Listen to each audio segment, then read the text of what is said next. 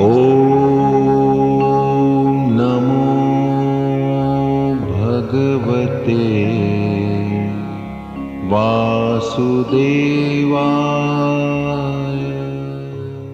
गुरुमौली ताई श्रीकृष्णचरणी विलीन झाल्याला 14 वर्षे पूर्ण झाली.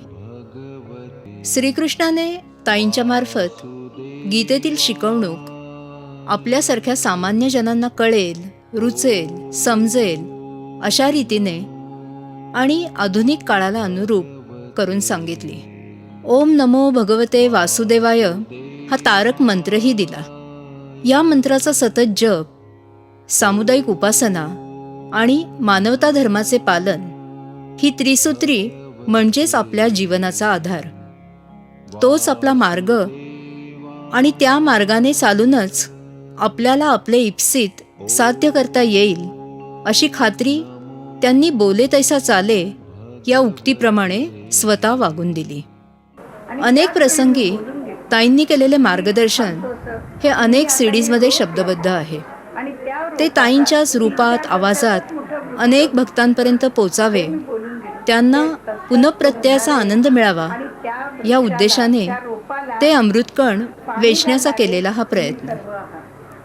सर्व काही त्यांचेच, त्यांच्याच चरणी अर्पण. श्रीकृष्णार्पणमस्तु.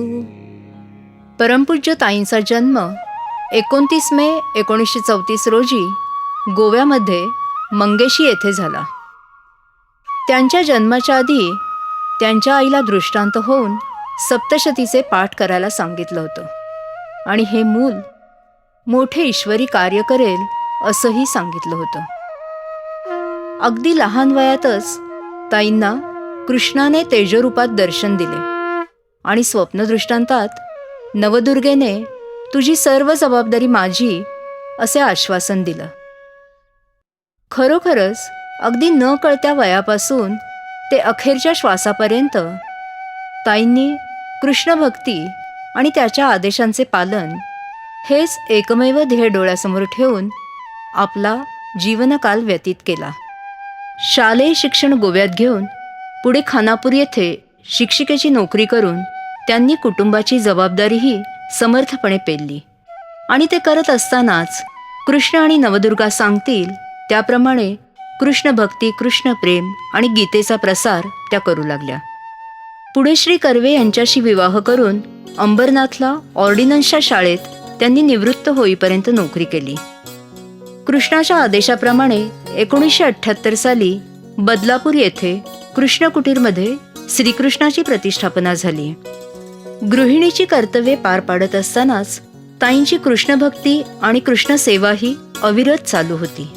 त्यात त्यांना तीर्थरूप बाबा आणि 3ही मुले यांची अत्यंत भावपूर्ण, श्रद्धापूर्ण आणि समर्थ अशी साथ होती. कृष्णाच्या आज्ञेप्रमाणे भक्तांना व्यावहारिक आणि आध्यात्मिक मार्गदर्शन करणं हे सर्व काही मुले बाळे, संसार आला गेला, सगळे सोयरे आणि नोकरीही सांभाळत अत्यंत एकनिष्ठतेने चालू होते. 92 साली ताई निवृत्त झाल्यावर त्यांचे कार्य जणू काही 24/7 सुरू झालं. त्यासाठी त्या संपूर्ण भारतात आणि अनेक देशात सतत भ्रमण करून श्रीकृष्णाच्या आदेशाप्रमाणे ठिकठिकाणी सामुदायिक उपासनेसाठी श्रीकृष्ण लीला सेंटर्सची स्थापना करून कृष्ण संदेश, कृष्ण प्रेम आणि कृष्ण भक्ती अनेकापर्यंत पोचवू लागल्या, रुजवू लागल्या आणि फुलवूही लागल्या. कृष्णाच्या आदेशाप्रमाणे 1978 साली कृष्णाने सांगितलं की माझं तिथे स्थान करा आणि त्याप्रमाणे कृष्ण कुटीर असं एक छोटंसं तिथे बांधलं गेलेलं आहे. आणि कृष्ण कुटीर मी सर्वांना सांगताना त्याचा पत्ता सांगताना असं सांगते की बदलापूर वेस्ट आणि कृष्ण कुटीर हे 3 शब्द लक्षात ठेवा, म्हणजे तुम्ही कृष्ण कुटीरमध्ये पोचता. मी म्हणजे कुणी आणखी वेगळा नाही, तुमच्यामध्ये जाणणारा, तुमच्या रूपात आवरणारा, तुमच्या डोळ्यातून पाहणारा, तुमच्या हातातून काम करून घेणारा असा मी. आणि म्हणून जशी माझी तुम्हाला गरज आहे तशी माझ्या भक्तांची पण मला गरज असते आणि त्यांच्यातर्फेच मी कार्य करत असतो. म्हणून प्रत्येकाने आपल्यातला मला जागृत करा, म्हणजे मी त्यांच्यातर्फे कार्य करीन असं सांगत होतो. आणि आता ह्या काळाला अत्यंत त्याची गरज आहे. म्हणून 12 अक्षरी मंत्र हा जो आहे तो अगदी प्रत्येकाने मनात घोका. श्रद्धेचीच आणि विश्वासाचीच पूर्ण गरज आहे. कोणावर तरी का असे ना, तुमचं श्रद्धास्थान एक असायलाच पाहिजे. माझ्यावर पूर्ण श्रद्धा ठेवा. माझ्यावर म्हणजे तुमच्या स्वतःवर. अनेक जण आमच्याकडे जे येतात ते सांगतात, मला ताई खरं सांगू, माझी कोण देवावर श्रद्धा नाही. अशा वेळेला कृष्ण विचारतो, माझ्या देवावर नको श्रद्धा ठेवू, तुझी तुझ्यावर आहे की मी काम जे काय करतो त्याच्यावर तुझी श्रद्धा आहे की नाही. हे जेव्हा तुमचं असेल तेव्हा माझ्यावर श्रद्धा असल्यासारखीच आहे. तेव्हा ह्या काळाला ही गरज आहे की स्वतःवर का होईना आपल्यावर पूर्ण श्रद्धा, स्वतःवर मी जे काय करणार ते चांगलं करणार, माझ्या हातातून जे काय घडणार ते चांगलं घडणार. म्हणून काहीही बंद करू नका. पूर्वी जर तुमचा काय दुसरा मंत्र असेल तर तो जरूर चालू ठेवा. परंतु माझ्याकडून जेव्हा हे पुढचं तुम्हाला मार्गदर्शन होतं त्यावेळेला तुमचं केव्हा ना केव्हा तरी दिवसातून झोपायच्या वेळेला ओम नमो भगवते वासुदेवाय हा मंत्र तुमच्या तोंडून जाणारच नाही. याचं कारण तुमच्यातली अध्यात्मशक्ती जागृत होते. अशा वेळेला विद्यार्थी दशेमध्ये विद्यार्थ्यांना सांगताना श्रीकृष्णाचं म्हणणं, तुम्ही विद्यार्थी दशेमध्ये अभ्यास हेच तुमची कर्तव्य आणि म्हणून तेच तुम्ही करा. फक्त रात्री झोपताना एकदाच तुमच्या अध्यात्म असलेल्या शक्तीला ओम नमो भगवते वासुदेवाय या शब्दात नमस्कार करा, म्हणजे तुमचं सगळं मला पोचेल. तुम्ही माझ्याकडे एक पाऊल आला, येण्यासाठी पाऊल उचललं तर मी तुमच्याकडे 1008 पावलांनी येणार. परंतु माझ्यावर थोडा जरी अविश्वास असला तरी देखील तो काळ भरून निघाला 10 वर्ष. आणि 10 वर्ष हे माझ्या दृष्टीने काहीच नाही. कारण काय, मी कालांतराने सगळीकडे वावरत असते. तुमच्या बरोबर तुमच्या जीवनामध्ये एकसारखा मी वावरत आहे. आता अनादिकालापासून ते आतापर्यंत आणि आतापासून तो पुढेपर्यंत. परंतु त्यामुळे मला 10 वर्ष काही वाटत नाही. पण तुमच्या आयुष्यातली 10 वर्ष म्हणजे अत्यंत मोलाचा क्षण. आणि तो क्षण न गमावण्यासाठी माझ्यावर पूर्ण श्रद्धा ठेवा. माझ्यावर पूर्ण श्रद्धा म्हणजे स्वतःवर पूर्ण श्रद्धा. आणि स्वतःच्याच मनाची मी तयारी करण्यासाठी ओम नमो भगवते वासुदेवाय हा मंत्र म्हणा असं प्रत्येकाला सांग. तुमच्यामध्ये एवढी ताकद आहे, जशी माझ्यामध्ये आहे तशी तुमच्यामध्ये आहे. आणि ती जागृत तुम्ही करता. श्रद्धा आणि विश्वास ही 2 पावलं आहेत माझी. आणि ती तुम्ही मला ओढून घेण्यासाठी तुम्हाला त्या 2चा उपयोग करावा लागतो. त्या 2 पावलांनी तुम्ही माझ्याकडे येता. आणि ज्या वेळेला तुम्ही माझ्याकडे येता त्यावेळेला तुमच्यामध्ये एवढी ताकद आहे की मला ओढून घेण्याची ताकद तुमच्यामध्ये आहे. असे तुम्ही आहात. म्हणजे माझ्यातली शक्ती जागृत होते आणि तुम्ही मला आपल्याकडे ओढून घेता. तर हे ओढून घेण्यासाठी जी ताकद आहे ती तुम्हाला 2 गोष्टींनी मिळणार आहे, श्रद्धा आणि विश्वास. आणि म्हणून अगदी स्पष्ट सांगतो, श्रद्धास्थान एकच ठेवा. मग ते कोणतंही ठेवा, पण एकदा, कारण तुमच्याजवळ हृदय एकच आहे. श्रद्धास्थान एक ठेवायचा अर्थ तुम्ही हृदयापासून जे काय करणार ते एकच हृदय आहे. त्यामुळे तुम्ही एकालाच ते देऊ शकता. पुष्कळ ठिकाणी गेला, आज इथे गेला, उद्या तिथे गेला, परवा तिथे गेला, तर ते काय ऐकून आपली मनस्थिती पण वर खाली होऊ लागते. ती होऊ नये म्हणून श्रद्धास्थान कोणतंही एकच ठेवा. पूर्ण माझ्यावर श्रद्धा ठेवा आणि श्रद्धा आणि विश्वासाने मला आपलासा करून घ्या. मी गीतेमध्ये जे प्रत्येक श्लोक लिहिलेला आहे तो श्लोक म्हणजे मी तुम्हाला दिलेलं वचन आहे. ते काळाप्रमाणे तुम्ही आत्मसात करा आणि माझ्याकडून ते सर्व करून घ्या असंच मी आज तुम्हाला सांगू इच्छिते. आणि गीता ज्याच्याजवळ असेल, श्रीमद भगवद्गीता ही ज्याच्याजवळ असेल, ती माझी वाङ्मय मूर्ती आहे. त्या वाङ्मय मूर्तीमध्ये मी जागृत असतो. म्हणून गीतेचं वाचन करता आलं तर जरूर एक अध्याय वाचन करा. महात्म्य गीतेमधलं हे त्याच्या जोडीला वाचावं. ह्याचं कारण प्रत्येक ठिकाणी महात्म्याची फार गरज आहे. तशीच गीता महात्म्याची तुम्हाला जमलं तर 5 श्लोक वाचा, 1 अध्याय वाचा, पण त्याच्या जोडीला गीता महात्म्य हे जे 7 श्लोकाचं असतं ते जरूर वाचा आणि त्याचं नामस्मरण करा. आणि ते नामस्मरण माझं करत असताना ओम नमो भगवते वासुदेवाय ही आजच्या काळाची गरज असं समजून ते तुम्ही निदान रात्री झोपताना जेव्हा जेव्हा तुम्हाला शक्य असेल तेव्हा हे करण्यासाठी कसलीही आवश्यकता नाही. फक्त आवश्यकता आहे ती पूर्ण श्रद्धेची आणि विश्वासाची. आणि त्याला वेळेचं बंधन नाही, खाण्यापिण्याचं बंधन नाही, कोणतंही बंधन नाही. जेव्हा जेव्हा तुम्हाला माझी आठवण येईल त्या वेळेला ओम नमो भगवते वासुदेवाय हा मंत्र जरूर करा. त्या मंत्रातर्फे मला हाक मारा आणि मी त्यांच्यासाठी उभा राहील. हे आत्तापर्यंत सांगितलेलं आहे आणि आत्ताही सांगतो, हे माझं तुम्हाला दिलेलं वचन आहे. जेव्हा तुम्ही मला पूर्ण श्रद्धेने ते अर्पण कराल त्यावेळेला मी ते ओंकार रूपात स्वीकारतो. म्हणजे त्याच्यावर ओम असतो आणि हा ओम म्हणजे तुम्हाला हे दाखवण्यासाठी केलेलं नाही किंवा चमत्कार नाही. त्याला चमत्कार हा शब्द तर मुळीच वापरू नका, कारण ओम हे तुमच्यातलं आणि माझ्यातलं प्रेमाचं प्रतीक आहे. माझा स्वीकार म्हणजे तुमच्या प्रेमाची वाढ आणि ती वाढ ह्याच देवाणघेवाणी ती होणार आहे. देवाणघेवाण याचा अर्थ व्यावहारिकदृष्ट्या हा शब्द घ्यायचा नाही, तर तुम्ही मला प्रेमाने देता आणि मी प्रेमाने स्वीकारतो. यातच सर्व काही आलं. ओम नमो भगवते वासुदेवाय हा मंत्र जेव्हा तुम्ही म्हणता त्यावेळेला त्यातल्या ओम ह्या उच्चाराने तुमच्यातली जी माझी शक्ती आहे ती जागृत होते आणि माझ्यामध्ये मी जो जागृत आहे त्याला प्रफुल्लता येते. याचीच वेळ आता आलेली आहे. ही काळाची गरज आहे आणि म्हणून प्रत्येकाला मी सांगत असतो, घरून घर इतर सर्व कामं ज्याप्रमाणे तुम्ही करता त्याप्रमाणे ओम नमो भगवते वासुदेवाय हा मंत्र वरचेवर उच्चारला गेलाच पाहिजे. आणि आपल्या मुलांना लहान मुळात पुढच्या जनरेशनसाठी आज याची अत्यंत गरज आहे. म्हणून तुम्ही तुमच्या घरी ओम नमो भगवते वासुदेवाय त्याचं रोप लावा, म्हणजे त्याचा वृक्ष होणार. आणि ती आत्ता त्याची फार गरज आहे. आज ह्या काळाची ही गरज आहे.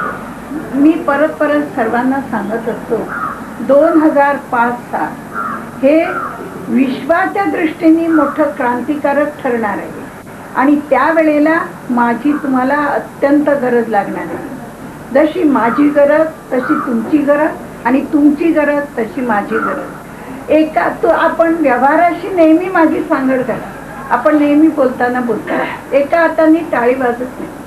तसंच आहे तुम्ही आणि मी, आपण एकमेकांमध्ये गुंतलेले आहोत.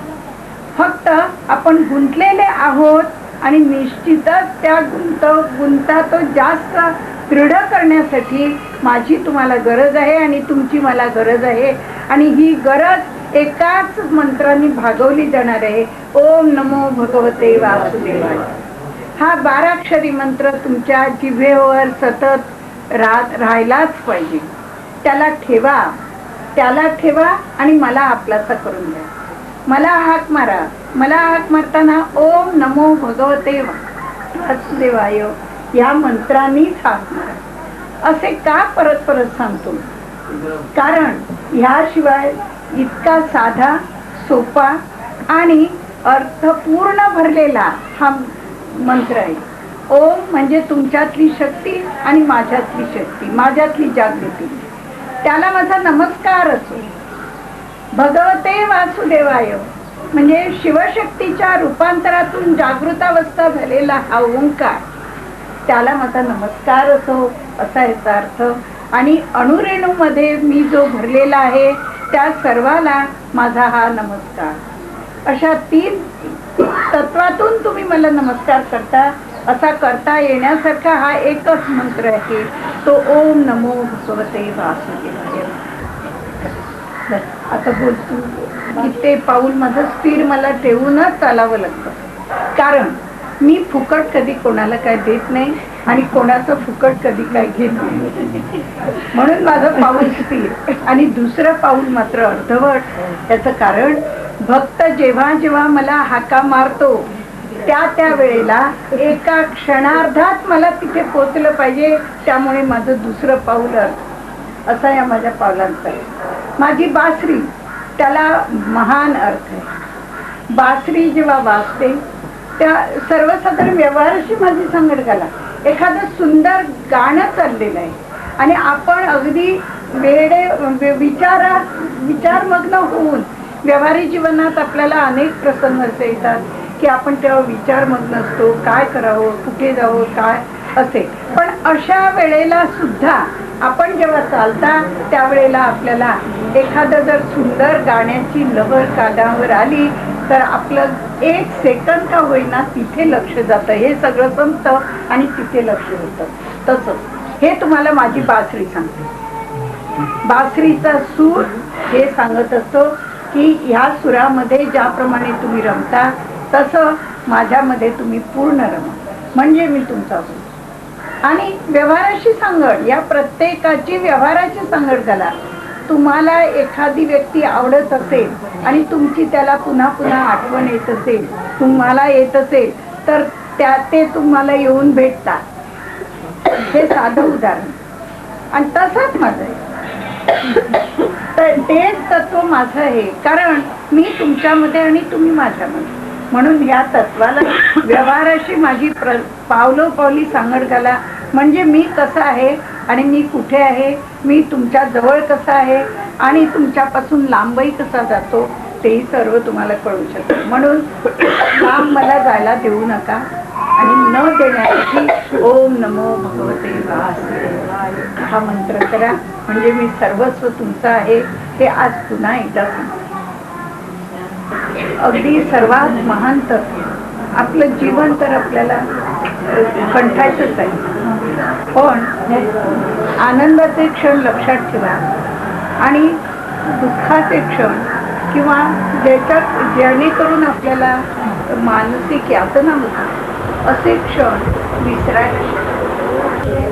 जेव्हा मी पुण्याला केंद्र काढायचं ठरवलं त्यावेळेला असं ठरवलं की पुण्याला केंद्र काढायचं आणि ते तसं झालं.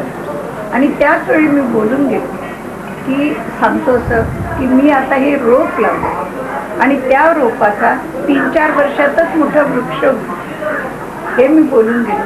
ते तसाच तो होणार आहे आणि त्या वृक्षाला, त्या रोपाला पाणी घालणारे तुम्ही सर्व आहात. एवढा मोठा मान तुमचा आहे. या ठिकाणी एक एक तांब्या पाणी तुम्ही ओतणार, भक्तिरस ओतणार आहात त्याला आणि त्या भक्तिरसाच्या जोरावर हे रोप वाढणार आहे आणि 3-4 वर्षामध्ये त्याचा वृक्ष होणार आहे. हे नीट लक्षात ठेवा.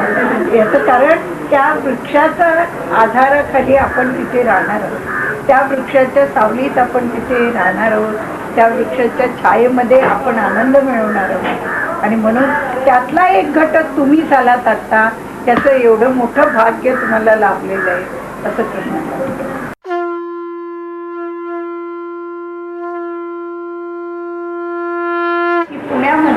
पुण्यात मला एक केंद्र स्थापन करायचं. आता केंद्र म्हणजे तरी काय, तर घरोघर प्रत्येक माणूस आपापल्या परी काही ना काहीतरी करतच असतो. नावं वेगळी वेगळी असतील, परंतु त्यामध्ये दाखवणारी जी भावना आहे ती मात्र तिथे एकच असते. आणि शेवटी तुम्ही सर्व जे काय करता ते मला पोचतो, माझ्याजवळ पोचतं. याचं कारण मी ओंकार आहे आणि मी तुमच्या जवळच आहे, तुमच्यातर्फेच वावरतो आहे, तुमच्यामध्येच राहतोय, तुमच्या हातातून काम करतो आहे. परंतु तुमच्या हातातून काम करतो, तुमच्या डोळ्यातून पाहतो, तुम्हाला तुमच्यातर्फे वावरतो, हेच मुळी जाणण्याची वेळ आता आलेली आहे.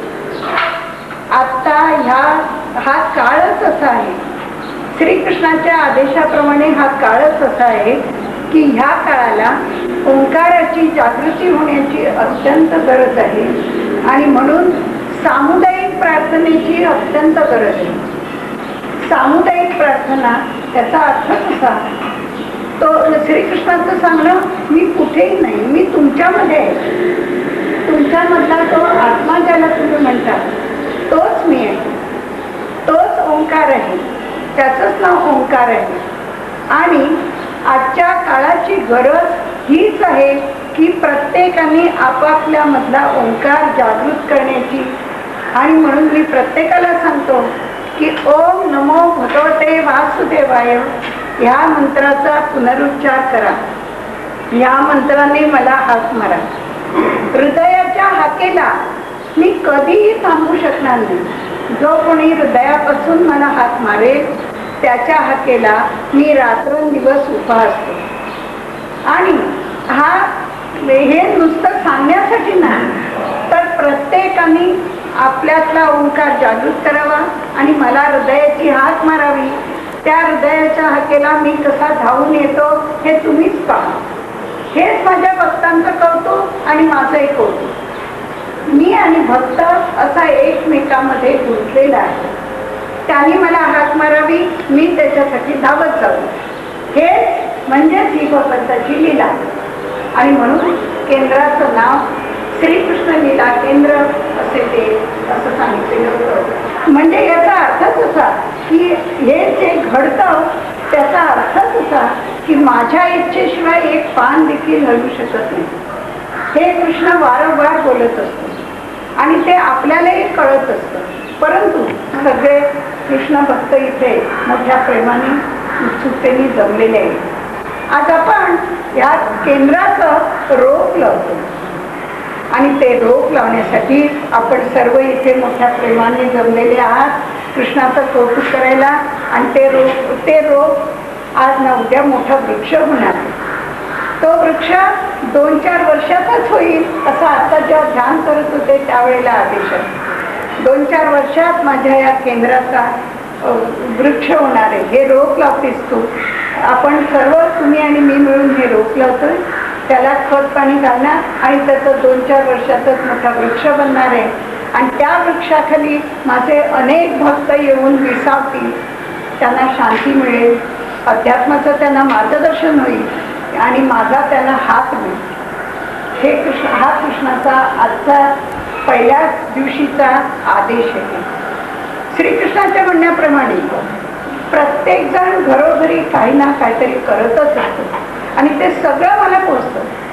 परंतु तुम्ही जेव्हा ही सामुदायिक प्रार्थना करता त्यावेळेला सामुदायिक बळ म्हणून ज्याला आपण म्हणतो, सामुदायिक एकत्रता, एकात्मता, ती ह्या सामुदायिक प्रार्थनेत येते.